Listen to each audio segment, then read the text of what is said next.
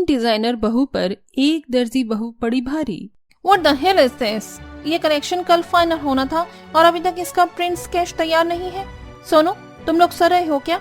मैं Kapoor special house के creative director head हूँ। अगर पापा जी आए तो पूछेंगे कि काम नहीं हुआ तो मैं क्या जवाब दूंगी? और ये 3 पीस के जगह 5 पीस क्यों कट गए इस फैब्रिक के? ये इटली से आया है, हर इंच की कीमत है इसकी। अगर करीना आलिया को ये ड्रेस कल शूट के लिए नहीं मिली तो समझ लेना पूरा कॉन्ट्रैक्ट कैंसिल। मैं खुद लेकर जाऊंगी। पूरा स्ट्रेस लेवल बढ़ा दिया है इन लोगों ने, काम सही से ही नहीं हो रहा है। Ma'am, we are doing. अच्छा, ये डिजाइन देख लीजिए आप। ये डिजाइन है? तुम इसे डिजाइन बोलते हो? जस्ट गेट लॉस्ट, कुछ क्रिएटिव लेकर आओ। कपूर्स फैशन हाउस का नाम डुबोने के पीछे मत पड़ो। तभी उनके ससुर नारायण काम को देखने स्टूडियो में आता है। तुम तीनों की शक्ल देखकर लग रहा है कुछ तो हुआ है। तुम तीनों को जो जिम्मेदारी दी गई थी वो निभा नहीं पा रही हो ना? कल न्यूयॉर्क का शो है और अभी तक फाइनल डिजाइन तैयार नहीं हुए। ऐसे कैसे काम चलेगा? Founder of Kapoors fashion house, ये नाम बहुत मेहनत से बनाया है मैंने। तुम तीनों को जो पोजीशन दिए उस पर कायम रहो। बड़ी बहू, तुम क्रिएटिव डायरेक्टर हेड हो। रिचा, तुम प्रोडक्शन हेड। और जानवी, तुम स्टिचिंग डिजाइन्स तैयार कर, मॉडल से मिलना, सेलिब्रिटी से डील करना। तुम लोग कर रहे हो कि नहीं? बस कर रहे हैं पापा जी, रात तक सब कुछ मैनेज हो जाएगा। पापा जी आप देखना, कल का न्यूयॉर्क फैशन शो हिट रहेगा। आई होप ऐसा ही हो। ससुर के जाते ही तीनों बहू अपना गुस्सा असिस्टेंट पर उतारती हैं। इन तीनों बहू का एटीट्यूड देख तो आपको पता ही चल गया होगा कि कपूर्स फैशन हाउस की तीनों बहू डिजाइनर बहू है और बहुत अमीर ससुराल में बहुत बड़ी रिस्पॉन्सिबिलिटी संभाल रही है। दरअसल पूरा परिवार फैशन इंडस्ट्री से जुड़ा हुआ था। सास ससुर का बड़े बड़े पार्टी इवेंट्स में उठना बैठना था। चारों बेटे भी कपूर्स फैशन हाउस को संभालते थे। उनका भी अपना अलग रोल था। जैसे कि दोनों बड़े बेटे इंटरनेशनल फाइनेंस डील साइन करवाते थे, वहीं दोनों छोटे बेटे मार्केटिंग और दूसरे क्लाइंट हैंडल करते थे। वहीं नारायण कपूर घर पहुंचता है जहां पत्नी अमृता कॉल पर बिजी थी। अरे आप चिंता मत कीजिए, ये डील हमें ही मिलेगी और इससे आपको बहुत प्रॉफिट होगा। Yes, absolutely right. नहीं मिस्टर बंसल, आप अच्छे से जानते हैं कपूर्स फैशन इस हाउस के डिजाइन ब्रिलियंट होते हैं। शहर में हमारा नाम है। हम मेरी तीनों बहू ही संभालती हैं। जी, नेक्स्ट वीक तक आपका भी हो जाएगा। क्या हुआ अमृता, तुम स्ट्रेस्ड लग रही हो? Stress? No Narayan, in fact I am so happy. You know what, हमें मिस्टर बंसल की मॉडल्स की ड्रेस डिजाइन करने का मौका मिला है और ये हमारे लिए करोड़ों की, लाखों की डील हो सकती है। बट ये बताओ, तुम क्यों परेशान हो? न्यूयॉर्क के शो की चिंता है? हाँ अमृता, तीनों बहू ने अभी तक कुछ भी ढंग से काम नहीं किया।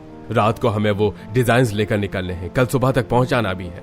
डोंट वरी, मुझे तीनों बहुओं पर भरोसा है, वो सब कुछ कर लेंगी।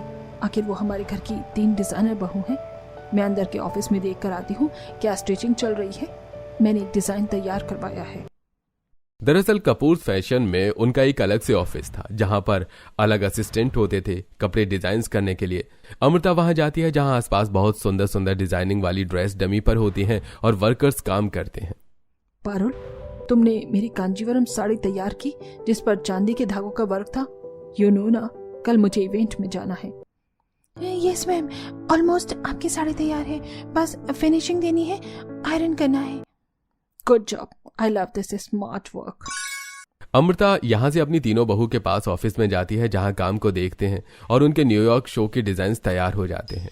अगले दिन अमृता अपने फ्रेंड्स के इवेंट में जाने के लिए सुंदर सी कांजीवरम साड़ी और गहने पहनकर तैयार हो जाती है। ओह माय गॉड, मैं अपने बनवाए डिजाइन में कितनी सुंदर लग रही हूँ और ये ज्वेलरी भी स्पेशली मैंने आज के लिए ही रखी थी। अब लग रही हूँ ना कपूर फैशन हाउस की मालकिन। ड्राइवर, गाड़ी निकालो। तब अमृता रेंज रोवर वाली गाड़ी में बैठकर इवेंट के लिए निकल जाती है। वहीं दूसरी ओर अर्पिता, रिचा, जानवी न्यूयॉर्क शो के लिए डिजाइनर ड्रेस तैयार करके भेज देती हैं और किसी मीटिंग के लिए किसी दूसरी कंपनी में आती हैं जहां पर पीहू ऑलरेडी 3 इंटरव्यू देकर चौथी कंपनी में आती है। वहां शनाया के साथ वो तीनों भी बैठी होती है। सौम्य हो, आपका इंटरव्यू हम चारों लेंगे। फिर आपकी ड्रेसिंग सेंस से मुझे लग नहीं रहा कि आप कुछ खास कर पाएंगे हमारे लिए। मैम, एक बार आप मेरे काम को देख लीजिए। ये सैंपल्स, ये स्केच, ये कढ़ाई, ये सब कुछ मैंने अपने हाथों से किया है। मैं आपको निराश होने का मौका नहीं दूंगी। ये तुम्हारी फाइल, इतनी सिंपल पोर्टफोलियो लेकर आई हो। ये डिजाइन्स गाँव के मेलों में चलते होंगे, यहाँ नहीं। ये कह रही हो हाथ से कढ़ाई करती हो? मशीन का नाम सुना है? आजकल का जमाना आगे निकल गया है। क्या था ना नाम तुम्हारा? हाँ, पीहू। हम इंटरनेशनल क्लाइंट्स को कवर करते हैं। ये लोकल टेलर लेवल की लड़की नहीं चाहिए हमें। शनाया, तुम्हारा क्या कहना है? Agree with your decision. देखो लड़की, किसी और बुटीक में जाकर किस्मत आजमाना, यहाँ बड़ी बड़ी डिजाइनर कंपनी में ये सब नहीं चलता। शायद आप ठीक कह रही हैं, लेकिन हाथों की कढ़ाई की जो नजाकत हाथ से कपड़े पर उभरती है वो मशीन से भी नहीं आती। Thank you, will let you know. जब कभी गांव में ब्रांच खोलें तो याद करेंगे। अपना रिजेक्शन सुनकर पीहू वहां से पैदल आ रही होती है कि बीच रास्ते में अमृता अपनी खराब गाड़ी से निकलकर बाहर गाड़ी ठीक होने का इंतजार करती है। इतने में कोई दूसरी गाड़ी तेजी से उसके पास से गुजरती है, जिससे उसकी कांजीवरम साड़ी पर कीचड़ के धब्बे आ जाते हैं। What the hell is this? ओ गाड़ी वाले इडियट, मेरी इतनी महंगी लाखों की साड़ी बर्बाद कर दी। मेरे पास सिर्फ 1 घंटा है। अब मैं घर जाकर वापस रेडी भी नहीं हो सकती। अब मैं क्या करूं, क्या पहनूं? अमृता पल्लू पकड़कर उसे झाड़ने की कोशिश करती है, पर और फैल जाता है। तभी सामने से सिंपल पीहू हाथ में कपड़े का बैग लिए परेशान अमृता से पूछती है, माफ कीजिए आंटी जी, आपको परेशान करने के लिए, पर क्या मैं आपकी हेल्प कर सकती हूँ? शायद आप अपनी साड़ी का दाग हटाना चाहती हैं। हाँ, तो तुम क्या चलती फिरती वॉशिंग मशीन हो जो इस दाग को साफ कर दोगी? एक तो इतने बड़े इवेंट के लिए मुझे लेट हो रहा है, और वैसे भी तुम जानती हो कांजीवरम का मतलब क्या होता है। ये साड़ी किसी नुक्कड़ की दुकान की नहीं है। मालूम है, और दाग अगर छुपाने हो तो डिजाइन बनाना पड़ता है, धोना नहीं। आप मुझे बस 10 से 15 मिनट दीजिए, आप अभी इवेंट में जाने के लिए तैयार हो जाएंगी। अच्छा, और तुम ये सड़क के किनारे खड़े खड़े करोगी? अगर इजाजत दें तो कोशिश कर सकती हूँ। अमृता पीहू के कहने पर रुकती है और पीहू अपने बैग से हाथ की कढ़ाई का सामान निकालकर गोल्डन और ब्लैक थ्रेड से साड़ी पर कढ़ाई करती है और बॉर्डर को मोड़ देती है। कीचड़ वाला हिस्सा फ्लोरल पैटर्न में बदल जाता है। दाग दिखते नहीं है। ये देख अमृता चौंक जाती है। अमेजिंग, ये तो नया ही डिजाइन लग रहा है, और ये पैटर्न बिल्कुल रॉयल। कमाल का जादू है तुम्हारे हाथों में। शुक्रिया, मैं ऐसी छोटी मोटी काम जो भी करती हूँ दिल से करती हूँ। वैसे तुम्हारा नाम क्या है? जी, मेरा नाम पीहू है। तुम बहुत प्यारी हो। ये कहकर अमृता उसे पैसे देती है, लेकिन पीहू ठुकरा देती है। इतने में उसका ड्राइवर गाड़ी ठीक कर देता है और अमृता गाड़ी में बैठकर इवेंट पहुंच जाती है, जहां सब उसकी कांजीवरम साड़ी को देखकर बहुत खुश होते हैं और एक भी कीचड़ का धब्बा दिखाई नहीं देता। अरे वाह अमृता, माना कि तेरा अपना फैशन हाउस है, पर ये डिजाइन तेरे फैशन हाउस का नहीं लग रहा। बहुत सुंदर है, और बॉर्डर पर ये कढ़ाई काफी अच्छी लग रही है। जो भी बोलो अमृता, वैसे तेरा ये डिजाइनर कौन है? सारी तो मैंने ही डिजाइन की है, लेकिन इस पर जो नया टच लगा है, जो तुम्हें उसका बॉर्डर पसंद आ रहा है, किसी और ने डिजाइन किया है। बहुत लोगों से तारीफ सुनकर अमृता पीहू के बारे में ही सोचने लगती है। फिर कुछ दिनों बाद अमृता को पीहू मंदिर में भी नजर आती है, जहां वो गरीब लोगों को फल बांटती है। उसकी अच्छाई से प्रभावित होकर अमृता कहती है, पीहू, उस दिन मिले थे हम, याद है? जी, मुझे याद है। वैसे किसी ने टोका तो नहीं ना आपको कीचड़ के दाग धब्बों के लिए? अरे उस दिन सब ने मेरी बहुत तारीफ की। किसी को पता भी नहीं चला कि उस साड़ी पर दाग धब्बे लग गए थे। थैंक्स टू यू, तुम्हारे हाथ में कला है। वैसे उस दिन कहाँ से आ रही थी? जी, मैं अपनी इंटरव्यू देने गई थी। डिजाइन से रिलेटेड कंपनी में काम करना चाहती हूँ, बट कहीं इंटरव्यू में सिलेक्शन ही नहीं हुआ, वहीं से वापस आ रही थी। अब इसकी कोई जरूरत नहीं है। तुम हमारे घर में आ रही हो बहू बनकर, और कुछ काम भी करना हुआ तो हम है ना। दरअसल मैं तुम्हारे संस्कार और गुण देखकर अपनी बहू के रूप में मैंने तुम्हें चुन लिया है। क्या तुम हाँ करोगी? और अगर हाँ करोगी तो मुझे अपने पेरेंट्स से भी मिलवा दो। कपूर एस फैशन हाउस तो सुना होगा तुमने। क्या कपूर स्पेशल हाउस की मालकिन है आप? सॉरी मैम, मैं आपको पहचान नहीं पाई। आपको लगता है कि मैं आपके घर की बहू बनने लायक हूँ? तो मेरा घर यही पास में है। अमृता पीहू से इम्प्रेस हो जाती है, पीहू से अपने घर ले जाती है और नारायण को भी पीहू के बारे में बताती है। नारायण मान जाता है और अमित भी। इसी बीच सास अमित और पीहू का रिश्ता तय करके उनकी शादी करवा देते हैं। गृह प्रवेश के टाइम भी पीहू घूंघट में होती है। तब तीनों जेठानियां, अरे अब तुम इस घर की बहू बनने जा रही हो और हमारी इकलौती देवरानी, अब तो घूंघट हटा दो, हम भी दीदार कर ले। हाँ बहू, हम सब लोग मॉडर्न जमाने के हैं, हमारे सामने घूंघट करने की कोई जरूरत नहीं है। शर्माई दुल्हन अपने चेहरे से घूंघट हटाकर जब नजरें ऊपर उठाती है तो वो हैरान हो जाती है, और तीनों जेठानियां भी। उन्हें वो इंटरव्यू का मंजर याद आ जाता है। ये वही इंटरव्यू वाली? हमने इसे रिजेक्ट किया था और अब आई तो बहू बनकर आ गई। हे, क्या कमाल की किस्मत है। इंटरव्यू नहीं निकला लेकिन घर में घुस गई सीधा। शायद जेठानी जी, भगवान जी को भी यही मंजूर था।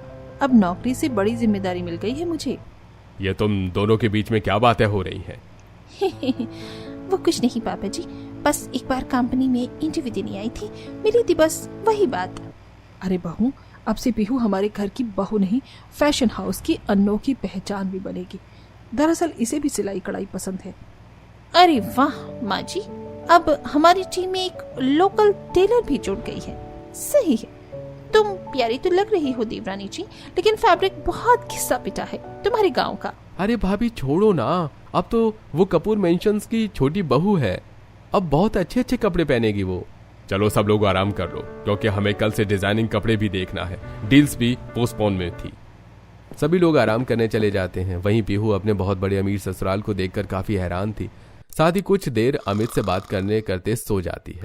अगले दिन वो संस्कारी बहू की तरह घर वालों के लिए पहली रसोई में ब्रेकफास्ट तैयार करती है, जिसे खाकर सब खुश होते हैं। लेकिन तीनों जेठानियां जल रही थी। खाना ही तो बनाया, कौन सा तोप चला दिया जो इतनी तारीफ कर रही है मामी जी पापा जी।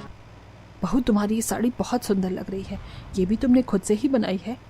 हाँ माँ जी, मैं इस पर हाथ से पैच वर्क किया है और मिरर लगाई थी। पर माँ जी, आपको ये थोड़ा ओल्ड फैशन नहीं लग रहा? कपूर इस फैशन हाउस की छोटी बहू और ऐसी साड़ी पहने की। अमृता, मुझे भी ये डिजाइन कुछ ठीक नहीं लगा। आखिर पीहू इस घर की बहू है तो उसे भी हाई क्लास बनकर रहना होगा। पापा जी, इंसानियत सबसे बड़ी खूबसूरती और उसका स्टैंडर्ड होता है। पर आप लोग कहते हैं तो मैं अपने अंदर थोड़ा बदलाव जरूर लाऊंगी। फिर अमृता बहू को हीरो का हार देती है और घर का कोना कोना दिखाती है, जहां घर के ऑफिस को देख बहू का भी सिलाई करने का मन करता है। तो सास उसे इजाजत देकर चली जाती है और तीनों डिजाइनर बहू आती हैं। अरे जल्दी उठने की क्या जरूरत थी, काम वाली की कमी नहीं है हमारे घर में। काम वाली नहीं, कढ़ाई वाली। सबकी फटी चीजें अब सीमा सिल देगी। मुझे तो लगता है कि तुम कुछ सिलने के लायक हो तो ये फटा हुआ शॉल और एप्रन सिल दो, क्योंकि डिजाइनर कपड़े बनाना तुम्हारी बस की बात नहीं है। दीदी, जो हाथ सिलाई जानते हैं वो फटे हुए रिश्ते भी जोड़ सकते हैं। कपड़े तो बहुत छोटी सी बात है। और तुम सच में दर्जी टाइप्स हो। हम तो जा रहे हैं अपने ऑफिस संभालने, पापा जी और बाकी सबके साथ तुम घर पर घरेलू काम करो। तीनों बहू पीहू का मजाक उड़ाकर चली जाती हैं। ऐसे ही वक्त गुजरता है। तीनों डिजाइनर बहू अलग अलग डील्स के साइन होने पर डिजाइन्स बनाती हैं। वहीं पीहू घर पर बोर होकर घर के ही ऑफिस में नई नई डिजाइन की ड्रेस बनाती है और अपने स्टाइल में थोड़ा चेंज लाती है। एक दिन पूरी फैमिली को किसी पार्टी में जाना होता है। तब तीनों डिजाइनर बहू सुंदर सा गाउन पहनकर रेडी होती हैं, जबकि दर्जी बहू अपनी बनाई रॉ सिल्क साड़ी को गजरा लगाकर पहनती है। तब पार्टी में, अरे तुम दोनों भी इस पार्टी में आए हो, बहुत सुंदर लग रही हो। आई नो तुम तीनों की डिजाइन की हुई ड्रेस होगी ये। You are absolutely right Shanaya, and you surprise me. अरे मैंने सुना जिस लड़के का इंटरव्यू लिया था वो तुम्हारे घर की छोटी बहू बन गई है। हाँ, वो रही वो गवार दर्जी बहू। अरे बहू जी, ये क्या पहन लिया? फैशन शो है या सत्संग? लग तो ऐसे रहा है जैसे किसी पुराने ट्रंक से साड़ी निकाल कर पहन कर आई हो। और बालों में ये गजरा, कौन सी सदी में जी रही हो तुम भी हो? यहाँ गुच्ची प्राडा चलता है, गजरा नहीं। पास में कुछ लोग ये सब सुनते हैं और मुस्कुराने लगते हैं। सीमा थोड़ी असहज होती है लेकिन मुस्कुराकर जवाब देती है, साड़ी माँ के हाथों से बुनी हुई है और गजरा मेरी पहचान है। डिजाइन और ब्रांड ट्रेंड में बदलते हैं, लेकिन तहजीब और संस्कृति कभी आउट ऑफ फैशन नहीं होती दीदी। वाह बहू, तुम्हारी कला के साथ तुम्हारी सोच भी बहुत अपग्रेडेड है। चारों ओर हल्की तालियां बजती हैं। एक मशहूर फैशन इन्फ्लुएंसर पास आती है। Wow, that's the most elegant piece I've ever seen tonight. Handmade? From your own hands? जी, थोड़ा बहुत सिलाई कढ़ाई जानती हूँ। तीनों जेठानियां हक्की बक्की रह जाती हैं और उन्हें जलन होती है। सास और ससुर दूर से सब देख खुश होते हैं। अगले दिन तब बहू अपना बनाया हुआ कलेक्शन सास ससुर को दिखाती है। पापा जी, ये मैंने पुराने फैब्रिक से बनाया है, कैसा है? ठीक है बहू, लेकिन हमारा उठना बैठना इंटरनेशनल कंपनियों के साथ है। हमारे डिजाइन बाहर जाते हैं, न्यूयॉर्क, अमेरिका, लंदन। छोड़ो, मुझे ऑफिस जाना है, लेट हो रहा है। नारायण ऐसा कहकर चला जाता है। तीनों बहू खुश होती हैं और पीहू को फुसफुसाते हुए, दर्जी बहू, तुम्हें क्या लगता है पापा जी तुम्हारी डिजाइन देखकर इम्प्रेस हो जाएंगे? उनका टेस्ट, उनका स्टैंडर्ड बहुत हाई क्लास है, तुम समझ नहीं पाओगी। Let's go girls. तीनों चली जाती हैं। तब अमृता पीहू के आंसू पोंछती है। बहू तू चिंता मत कर, मैं जानती हूँ एक दिन तेरे पापा जी जरूर तेरी मेहनत को पहचानेंगे। जी माँ जी। दिन गुजरते हैं। पीहू अपनी तरफ से हर काम को करने की कोशिश अच्छे से किया करती, लेकिन डिजाइनर बहू उसके घर के काम को खराब कर दिया करती थी, जिससे उसे नारायण से डांट पड़ जाती है और अमित समझाता है, पीहू तुम परेशान मत हो, पापा को किसी जरूरी मीटिंग से इंटरनेशनल शो के बारे में बात करने के लिए जाना था, इसलिए उन्होंने फ्रस्ट्रेशन में तुम्हें कह दिया। पर बुरा मत मानना, वैसे तुम जो घर के ऑफिस में ही बैठकर डिजाइन्स बनाती हो मुझे बहुत अच्छे लगे। मैंने देखी थी तुम्हारी प्रोफाइल, और कपड़े भी बहुत अच्छे सिलती हो, मेरे लिए कुछ डिजाइन करो ना। जी जरूर। तब पीहू बहुत सोचती है और अपने पति के लिए न्यू कपड़े डिजाइन करती है, और 4-5 दिन बाद अपने जेठ से अमेरिकी फैब्रिक मांगकर अमित के लिए बहुत सुंदर कपड़े सिलती है, जो कि अमित को बहुत पसंद आते हैं। फिर एक दिन नारायण कहता है, अरे बच्चों, मैं तुम सबको एक खुशखबरी देना चाहता हूँ। करोड़ की डील साइन हुई। आइलैंड पर एक फैशन शो होने वाला है, वहां की मॉडल हमारे बने डिजाइन पहनेंगी, और हमें कम से कम 3 बेहतरीन, जो आज तक किसी ने न पहने हो, वो डिजाइन बनाना है। ऋचा, अर्पिता, जानवी बहू, इसे अच्छे से तैयार करना। पापा जी, इस कॉन्ट्रैक्ट के बाद तो हमारा Kapoor fashion house fashion design industry में और मशहूर हो जाएगा, सारी मीडिया हमारे ही गुण गाएगी। हाँ बहू। पापा जी, क्या मैं भी दीदी के साथ अपने डिजाइन्स का सुझाव दे सकती हूँ? नहीं, तुम्हारी कोई जरूरत नहीं है, मेरी तीनों डिजाइनर बहू कर लेंगी। वही तो पापा जी, पता नहीं इसे ऐसा क्यों नहीं समझ में आता कि ये डिजाइन नहीं सिर्फ दर्जी बहू है। ठीक है अर्पिता बहू, लेकिन उसे बार बार दर्जी बहू मत बोलो, कहीं ऐसा ना हो कि ये दर्जी बहू तुम तीनों डिजाइनर बहू पर फिर भारी पड़ जाए, क्योंकि 2-3 इवेंट्स में ये ऐसे ही तुम पर भारी पड़ी थी। फिर तीनों बहू कपूर फैशन हाउस जाकर काम करती हैं, और पीहू घर के ऑफिस में ही बैठकर नए नए डिजाइन सोचकर स्केच बनाती है, और कपूर फैशन हाउस से कुछ इंपोर्टेड कपड़े मंगाकर कपड़े डिजाइन करती है। जो काम तीनों बहू का है वो एक दर्जी बहू 2 दिन में कपड़े सिलकर तैयार कर देती है। अम्मी जी, मैंने ये बनाई है, कैसी लगी आपको? Mind blowing. चलो पापा को दिखा दें, आज हमें कुछ आइलैंड मॉडल शो के लिए निकलना है। नहीं, उनको मत दिखाइए, रहने दीजिए, वैसे भी तीनों दीदी ने तैयारी कर तो ली है। ठीक है, पर तुम ये डिजाइन लेकर चलो, वहां कोई और भी डिजाइनर होगा तो हम उसे दिखाएंगे, तुम्हारी मेहनत वेस्ट नहीं होने दूंगा मैं। जी बिल्कुल। तब घर के सारे लोग उस आइलैंड के लिए अपने डिजाइन्स लेकर निकल जाते हैं, और उसी आइलैंड रिजॉर्ट में पहुंचते हैं जहां उनका इंटरनेशनल फैशन शो था। इवेंट में थोड़ी देर पहले तीनों बहू से डिजाइनर ड्रेस पर ब्लीच गिर जाता है, जिससे कि वो ड्रेस फेड और एकदम खराब हो जाती है। ओह माय गॉड, ये क्या हो गया? करोड़ों की डील हाथ से चली जाएगी, बदनामी अलग होगी। हे भगवान, ये क्या हो गया? यहाँ तो हमारा ऑफिस भी नहीं है कि हम कुछ कर पाए। कितनी मेहनत थी इन कपड़ों में, मेरा कपूर फैशन हाउस का नाम खराब होगा। मैं ऐसा नहीं होने दूंगी पापा जी, मैं अपनी डिजाइन्स किसी और को दिखाने के लिए लाई थी, पर अगर ये आपके काम आते हैं तो वो मॉडल ये पहन लेगी। मैंने बहुत न्यू ट्रेंडी डिजाइन तैयार किया था, ये देखिए।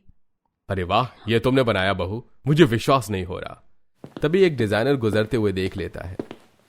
ओह my God, who designed this piece? It's breathtaking. जी ये मैंने बनाया है, golden embroidery, handwork, minimal look, लेकिन रॉयल क्लास। पर ये हमारी मॉडल्स के लिए है। तुमने अपने पापा जी का नाम खराब होने से बचा लिया। चलो अब हम जल्दी से ये ड्रेस उन मॉडल्स को दे देते हैं। उससे पहले मुझे माफ कर दो, मैं तुम्हारी काबिलियत पर शक किया, लेकिन तुम्हारी इस कला को तुम्हारी सास ने पहले ही दिन पहचान लिया। हमें भी माफ कर दो पीहू, हमने खुद को इतना बड़ा डिजाइनर समझा, तुम्हें दर्जी बहू कहा, लेकिन आज सही मायने में इज्जत बचा ली तुमने। हाँ Pihu, thank you so much. चलिए हम लेट हो रहे हैं। तब दर्जी बहू के डिजाइन्स पहनकर तीनों मॉडल रैंप वॉक करती हैं, जिससे वो फैशन शो बहुत अच्छा होता है। नारायण को इस डील से काफी फायदा होता है। हर इंटरव्यू और सोशल मीडिया पर कपूर फैशन हाउस छा जाता है, और अब नारायण भी पीहू को इंटरव्यू पर लेकर जाता है, जहां सब लोग 3 डिजाइनर बहू के बाद चौथी डिजाइनर बहू को भी जानते हैं। तब घर जाकर ससुर कहता है, तुम्हारी वजह से आज हमारा नाम और रोशन हो गया, इसलिए अब से तुम डिजाइनर कोऑर्डिनेटर कहलाओगी और अपनी जेठानी के साथ फैशन हाउस में भी काम कर सकती हो। थैंक यू पापा जी, ये मेरे लिए बहुत बड़ी बात है, या फिर ये कहूँ कि जो सपना था वो पूरा कर दिया आपने। इस तरह कपूर्स फैशन हाउस में तीनों बहू के साथ दर्जी बहू भी अपनी पोजीशन को संभाल कर फैशन इंडस्ट्री में अपना नाम जमाती है और ससुराल वालों के साथ खुशी खुशी रहती है।